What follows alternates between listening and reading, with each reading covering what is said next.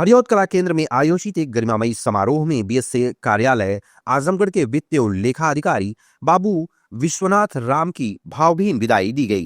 कार्यक्रम में विभागीय अधिकारी, एडी पेंशन, शिक्षकों एवं कर्मचारियों की बड़ी संख्या उपस्थित रही। वक्ताओं ने अपने संबोधन में बाबू विश्वनाथ राम के कार्यकाल की सराहना करते हुए कहा कि उन्होंने पूरे सेवा काल में ईमानदारी, पारदर्शिता और निष्ठा के साथ अपने दायित्वों का निर्वहन किया है। एडी पेंशन ने कहा कि आज के समय में बेदाग छवि के साथ सेवानिवृत्त होना अपने आप में एक बड़ी उपलब्धि है। उन्होंने कहा, विश्वनाथ राम ने निष्पक्षता और कर्मठता का परिचय दिया है, जो आने वाली पीढ़ी के लिए प्रेरणा का स्रोत बनेगी। उन्होंने यह भी बताया कि सेवानिवृत्ति से पूर्व विश्वनाथ राम ने शिक्षकों की लंबित वेतन प्रक्रिया पूर्ण कराकर उन्हें होली से पहले बड़ी राहत दी है। साथ ही जनपदवासियों से शांतिपूर्ण और सौहार्दपूर्ण ढंग से होली मनाने की अपील की। अपने संबोधन में भावुक दिखे विश्वनाथ राम ने कहा कि यह मेरे जीवन का अत्यंत भावुक क्षण है। मैं अपने जीवन की दूसरी पारी की शुरुआत करने जा रहा हूं। मैं सदैव ईमानदारी और निष्ठा को प्राथमिकता दी है। आज बेदाग होकर जा रहा हूं, यही मेरे लिए सबसे बड़ा संतोष है। उन्होंने बताया कि सेवा काल के दौरान उन्होंने अपनी निजी आय से कुछ जरूरतमंद बच्चों की शिक्षा का जिम्मा उठाया है और आगे भी उनकी पढ़ाई का पूरा खर्च वहन करते रहेंगे।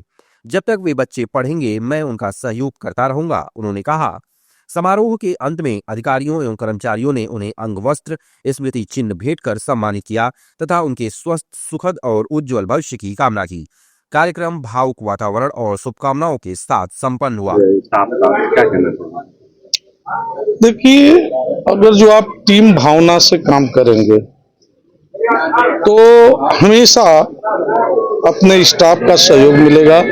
और मैं अपने 35 साल 9 महीने की सेवा में हमेशा अपनी टीम को लेकर के और उनके साथ कदम से कदम मिला करके काम किया हूं और मेरी पूरी टीम हमेशा मेरी जो है बात को मानी है।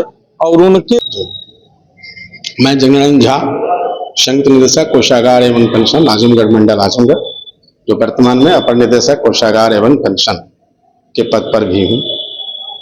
आज हमारे सेवा के वैश्य शिक्षा के तैनात वित्त एवं लेखाधिकारी विश्वनाथ जी, उनके पास माध्यमिक का भी चार्ज था, जो आज सेवानिवृत्त हो रहे हैं, उन्हीं का ये सम्मान समारोह था और बहुत अच्छा लगा।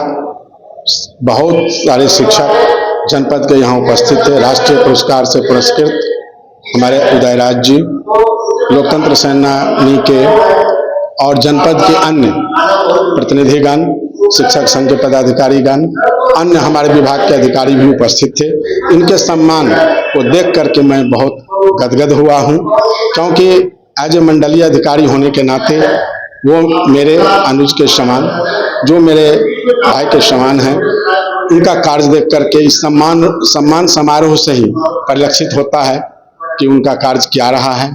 और वित्त का कार्य में आज के समय में बहुत ही महत्वपूर्ण होता है और बिना दाग बेदाग के इन्होंने जो है तो अपनी सेवा पूरी की है।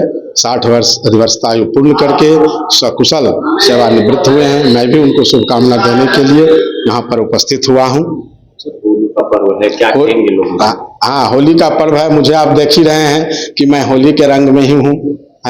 चूंकि मैं विश्वविद्यालय में भी था, तो विश्वविद्यालय से ही मैं यहाँ पे आया था, तो पूरे सभागार में लग रहा है कि केवल मेरे देखने से ये आभास हो जाए कि जब भी कोई फोटो देखेंगे तो कहेंगे कि होली का समय था जो ये सेवानिवृत्त हुए हैं जी। और होली का रंग है, होली में सभी रंग होते हैं, सब वो प्रेम का, प्यार का प्रतीक होता है, एकता का प्रतीक होता है। और होली सादगी से मनाएं, किसी को कष्ट न पहुंचे, किसी को ठेस न पहुंचे। होलिका दहन इसी के लिए होता है कि हम बुराई को जलावें और अच्छाई पर विजय प्राप्त करें, अच्छाई अपनावें। ये हमारे समाज में समरसता बनी रहे।